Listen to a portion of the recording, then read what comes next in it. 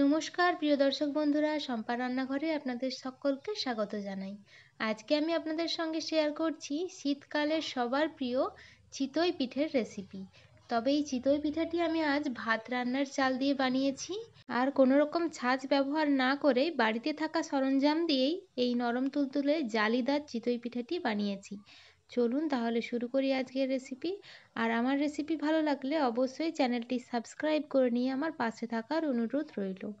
প্রথমেই বললাম, চিতই পিঠাটি বানানোর জন্য আমি বাড়িতে যে চালে ভাত রান্না করা হয় সেই চালই ব্যবহার করেছি। আপনারা যে যা চালে ভাত রান্না করেন সেই চালই ব্যবহার করতে পারেন। আপনারা ভাত রান্নার চাল ব্যবহার করার পরিবর্তে আতপ চালও ভিজিয়ে রেখে ব্যবহার করতে পারেন। প্রসেসটা একই হবে। চালটা আপনারা আতপ চালও নিতে পারেন অথবা ভাত রান্নার এই নর্মাল চালও নিতে পারেন। তবে চালের পরিমাণটা আপনারা নিজেদের প্রয়োজন অনুযায়ী বাড়িয়ে কমিয়ে নেবেন। প্রথমেই আমি চালগুলো 3 থেকে 4 বার জল পাল্টে পাল্টে বেশ পরিষ্কার করে ধুয়ে নিয়েছি। এবার 1 গ্লাস মতো জল দিয়ে চালগুলোকে ভিজিয়ে রাখতে হবে 5 থেকে 6 ঘন্টার জন্য। 6 ঘন্টা পর দেখুন চালগুলো কিন্তু বেশ ভালো মতো ভিজে গেছে। এবার চালগুলো একটি মিক্সিং জারের মধ্যে দিয়ে আমি বেটে নেব। এবার এই চালের সঙ্গেই আমি অল্প পরিমাণ জল অ্যাড করছি। এখানে আমি গরম বা ঠান্ডা জল ব্যবহার করিনি, এমনি রুম টেম্পারেচারে রাখা নর্মাল জলই ব্যবহার করেছি। চালটা বাটার সময় প্রয়োজন বুঝে আপনারা অল্প অল্প করে জল অ্যাড করে একটা মিহি পেস্ট তৈরি করে নেবেন। তবে অবশ্যই খেয়াল রাখবেন চালের এই পেস্টটা বাটার সময়ই খুব বেশি যেন পাতলা না হয়ে যায়। এর কারণটা আপনারা ভিডিওটি দেখতে থাকুন, তাহলেই বুঝতে পারবেন।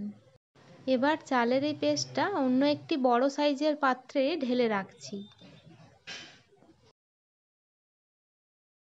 দেখুন চালের ব্যাটারটা কিন্তু এখনও বেশ ঘন রয়েছে।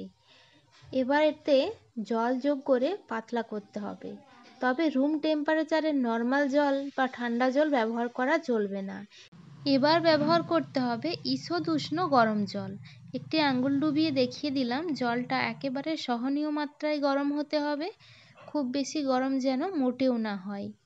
এই ঈষৎ উষ্ণ গরম জলটা ব্যবহার করার কারণে চিতই পিঠেগুলো দারুণ সুন্দর নরম তুলতুলে হবে।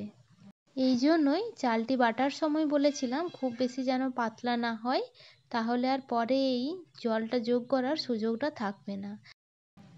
পরিমাণ বুঝে জলটা ব্যবহার করবেন, পারলে বারে বারে যোগ করবেন, একেবারে অনেকটা যোগ না করে। তবে ব্যাটারটা কিন্তু অনেকটা পাতলা হবে, খুব বেশি ঘন ব্যাটারটা হবে না। আশা করছি ভিডিওতে দেখে বুঝতে পারছেন ব্যাটারের কনসিস্টেন্সিটা। এবার স্বাদ মতো লবণ যোগ করলাম, আর দিয়ে দিচ্ছি হাফ বাটি মতো নারকেল কোড়া। নারকেল কোড়াটা দিলে চিতই পিঠার স্বাদটা অনেকটা ভালো হয়। একটুখানি নাড়াচাড়া করে ব্যাটারটির সঙ্গে লবণ ও নারকেল কোড়াটা ভালোভাবে মিশিয়ে নিচ্ছি। তারপর ঢেকে রাখছি 10 মিনিটের জন্য। 10 মিনিট পর ব্যাটারটি কিন্তু পিঠে তৈরির জন্য একেবারে রেডি হয়ে গেছে। চলুন এবার ঝটপট পিঠেগুলো তৈরি করে নিই। চিতই পিঠেগুলো আমি ছাঁচ ব্যবহার না করেই তৈরি করেছি। পিঠেগুলো বানানোর জন্য আমি একটি মোটা পাতিলের লোহার কড়াই নিয়েছি। একটি বাটির মধ্যে 1 চামচ ঘিয়ের সাথে অল্প জল মিশিয়ে নিয়ে সেটি একটি ব্রাশে করে কড়াইতে ভালোভাবে মাখিয়ে নিলাম। আপনারা ঘিয়ের পরিবর্তে তেলও ব্যবহার করতে পারেন, তবে ঘিটা দিলে পিঠের মধ্যে দারুণ সুন্দর একটা স্মেল তৈরি হয়। এবার কড়াইতে 2 হাতা ব্যাটারটি দিয়ে ঢেকে রাখছি 2 থেকে 3 মিনিটের জন্য। গ্যাসের আঁচটা মিডিয়াম হিটে রেখেছিলাম।